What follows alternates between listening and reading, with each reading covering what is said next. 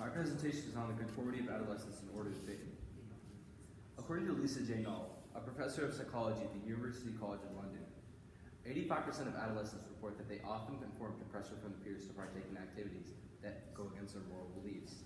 Miriam Moraine, a researcher from the National Center of Excellence in Analytical Chemistry, offers a possible reason for this, being that the adolescent prefrontal cortex is severely underdeveloped.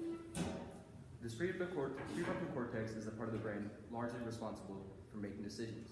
This means that adolescents are severely underdeveloped in their decision making, so they will not have the foresight to see the consequences of their actions, meaning that they may conform to their peers more.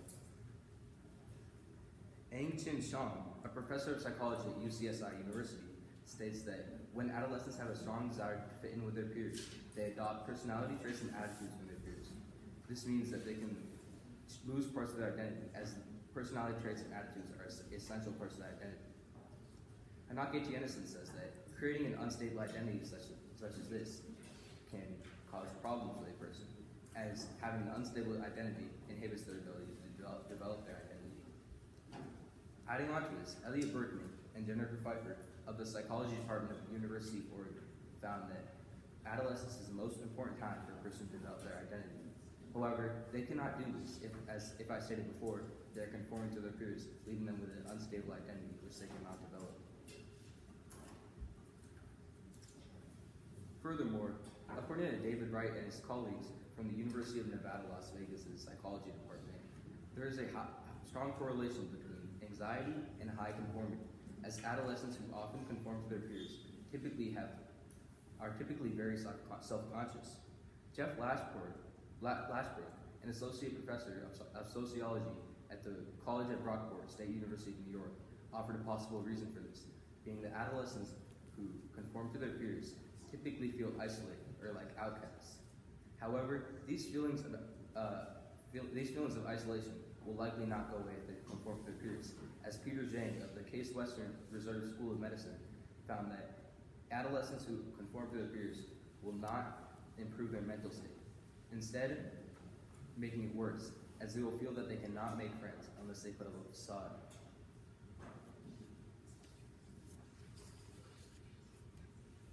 Danielle Glees, an assistant professor of psychology at the University of Radboud, found that on social media sites, adolescents who exhibit high cyber aggression often have other adolescents who follow in their path.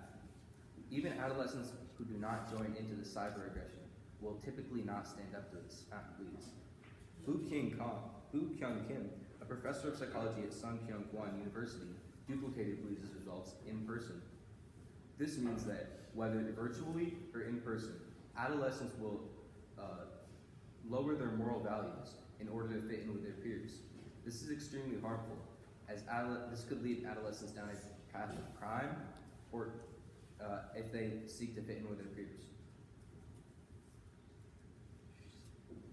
However, there is a counterargument to this, as some people believe that conformity can help create unity between adolescents.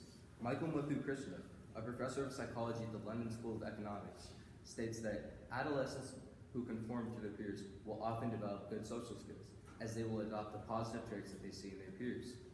Gabriel Chioccia, an associate researcher for the Institute of Cognitive Neuroscience, reiterated Muthu Krishna's point. He also stated that that adolescents adopting similar traits from their peers can create unity between them, as they will notice that they have these similar traits. Overall, conformity between adolescents can actually create unity, as they will adopt similar traits. This unity is not all good, as it can actually be detrimental, since unique traits should not be thrown away, but instead embraced. Susan Ladder, an associate researcher for the Institute of Cognitive Neuroscience, found that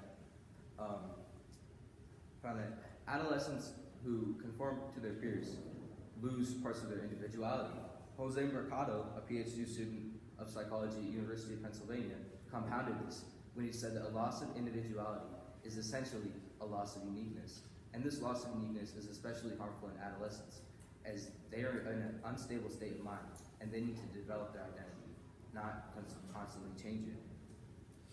This concept was illustrated in the 6th stimulus course. The Namesake by Jhumpa Lahiri. In the stimulus source, a Bengali American boy named Gokul feels extremely insecure about his name. He wishes that he could change his name to be more similar to his peers. However, Gokul fails to realize that his name is a unique characteristic that he should embrace. He should not look to change it in order to be more like his peers, but instead embrace it, as it is part of what makes him who he is. Because of the clear damages it causes to an adolescent's mental health, identity, and moral values, adolescents should avoid high conformity in order to fit in with their peers. A possible solution for this problem comes from the seventh stimulus source, titled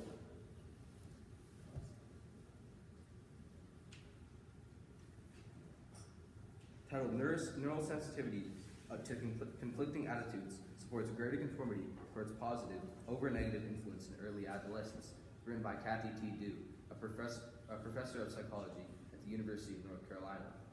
Kathy T. Dew stated that adolescents will be most likely to conform to positive parental influences, and that parental influence can be the most effective way to educate children. This means that through parental education, we can stop the problems that come with high conformity before they are even developed. Thank you. Niket, so how did your information you gathered at the beginning inform what you were going to do with your research? So the initial information I gathered at the beginning was information on how conformity affects an adolescent's identity, because this is originally just the paper I was going to write. But as I looked through more research about the identity, I saw that many authors were writing about how it affects the mental state and moral values as well. So I decided to incorporate those into my presentation as well. And so what are the implications of what you found to the community at large? Well, some implications are that adolescents need to be aware of the problems that conformity can cause. And furthermore, especially parents should recognize that they need to teach children the importance of being themselves and why they should not look to conform in order to fit in with their